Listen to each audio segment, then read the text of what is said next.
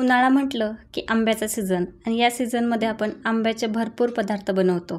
तर आज आपण असाच एक पदार्थ बनवणार आहोत, तो म्हणजे आंब्याचा केक. केक हा असा पदार्थ आहे जो लहानांपासून मोठ्यांपर्यंत सर्वांनाच खूप आवडतो. तर आज आपण अगदी मोजक्या घरगुती साहित्यामध्ये आणि ओव्हन न वापरता केक कसा बनवायचा ते पाहणार आहोत. त्यामुळे व्हिडिओ शेवटपर्यंत नक्की पहा. नमस्कार, भाग्यश्री कुकिंग चॅनेलमध्ये आपल्या सर्वांचे खूप खूप स्वागत आहे. चला तर मग वेळ न घालवता रेसिपीला सुरुवात करूयात. आपण केक रव्यापासून बनवणार आहोत. तर इथे मी एका भांड्यामध्ये सर्वात पहिल्यांदा अर्धा कप बारीक रवा घेतलेला आहे आणि त्यानंतर पाव कप रवा घेतलेला आहे. म्हणजे मी टोटल पाऊण कप रवा वापरलेला आहे. तर मी इथे बारीक रवा वापरलेला आहे. जर बारीक रवा नसेल तर मोठाला रवा मिक्सरमध्ये एकदा फिरवून घ्यायचा. आता यानंतर इथे आपण साखर बारीक करून घेतोय. तर साखर आपल्याला जितकं गोड प्रमाण हवं असेल त्यानुसार साखर घ्यायची. आपण साखर मस्त अशी बारीक करून घेतलेली आहे. साखर वापरताना शक्यतो ती बारीक करून वापरायची. जर मोठाली वापरली तर लवकर एकजीव होत नाही. त्यामुळे इथे मी बारीक साखर घेतलेली आहे आणि ती मस्त अशी आपल्या रव्यामध्ये एकजीव करून घेते. आता आपण आंब्याचा रस करून घेऊयात. त्यासाठी इथे मी केशर आंबा स्वच्छ असा धुवून पुसून घेतलेला आहे. आता आपल्याला हा व्यवस्थित असा कट करून याचा रस बनवून घ्यायचा आहे. तर तुम्ही इथं केशर आंब्याच्या ऐवजी हापूस आंबा किंवा दुसरा कोणताही आंबा वापरू शकता. तर मस्त आपण याचा रस करून घेऊयात. तर तुम्हाला अशाच नवनवीन रेसिपी पाहायला आवडत असतील तर चॅनेलला सबस्क्राईब करायला विसरू नका आणि त्याचबरोबर साईडला असलेले बेल आयकॉन पण क्लिक करा. त्यामुळे मी ज्यावेळेस नवीन रेसिपी अपलोड करेल त्याची नोटिफिकेशन तुम्हाला मिळतील आणि तुमच्याकडून कोणतीही रेसिपी मिस होणार नाही. इथे मी मस्त असा पाणी न वापरता रस करून घेतलेला आहे आणि तो रस आपलं जे रव्याचं मिश्रण होतं त्यामध्ये टाकून घेतलेला आहे. आता त्यावरून आपण साजूक तुपाचे 2 चमचे टाकलेले आहेत. तर हे प्रमाण आपण कमी जास्त करू शकतो आणि आपल्याला मस्त हे मिक्स करून घ्यायचं आहे. सर्व एकजीव होईल रस आपल्या रव्याच्या मिश्रणमध्ये असा एकजीव होईपर्यंत मिक्स करायचा. आपण यामध्ये दूध वापरणार आहोत. तर यानंतर इथे मी अर्धी वाटी दूध घेतलेलं आहे. आपल्याला दूध एकाच टायमाला टाकायचं नाही आहे. थोडं थोडं करत आपण हे दूध टाकत व्यवस्थित असं हे मिक्स करून घेणार आहोत मिश्रण. आपल्याला यामध्ये गाठी राहणार नाही याची काळजी घ्यायची आहे. तर व्यवस्थित आपल्याला हे एकजीव करायचं आहे.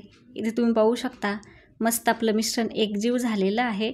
रव्याचं कुठलंही मिश्रण बनवलं तर त्याला व्यवस्थित असं भिजण्याची आवश्यकता असते. तर इथे मी 10 ते 15 मिनिट हे मिश्रण व्यवस्थित भिजण्यासाठी झाकण ठेवून दिलेलं आहे. आता आपल्याला ज्या भांड्यामध्ये केक बनवायचा आहे ते प्रीहीट करणं खूप आवश्यक आहे. त्यासाठी इथे मी कढई व्यवस्थित अशी मंद आचेवरती गॅसवरती ठेवलेली आहे. आपल्याला हे 5 ते 10 मिनिट प्रीहीट करून घ्यायचं आहे. इथे 15 मिनिट झालेले आहे. तुम्ही पाहू शकता आपला रवा व्यवस्थित असा फुललेला आहे आणि हा थोडासा दाटसर झालेला आहे. तर आपण यामध्ये थोडंसं दूध आणखी वाढवणार आहोत. त्यामुळे व्यवस्थित असं जसं आपल्याला केकसाठी कन्सिस्टन्सी हवी असते मिश्रणाची तशी होते. आता सर्वात महत्त्वाचं आपला केक मस्त असा फ्लफी व्हावा यासाठी इथे मी अर्धा चमचा बेकिंग पावडर आणि अर्धा चमचा बेकिंग सोडा वापरलेला आहे.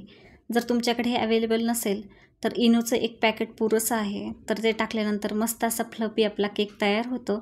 आपल्याला हे मिश्रण एकाच दिशेने व्यवस्थित असं मिक्स करून घ्यायचं आहे.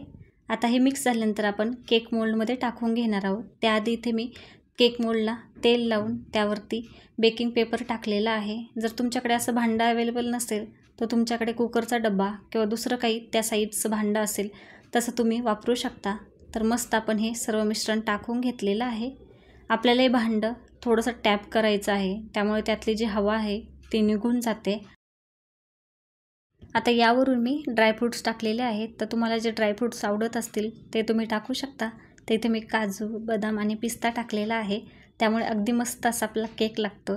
तर इथे व्यवस्थित असं मी टाकून घेतलेलं आहे.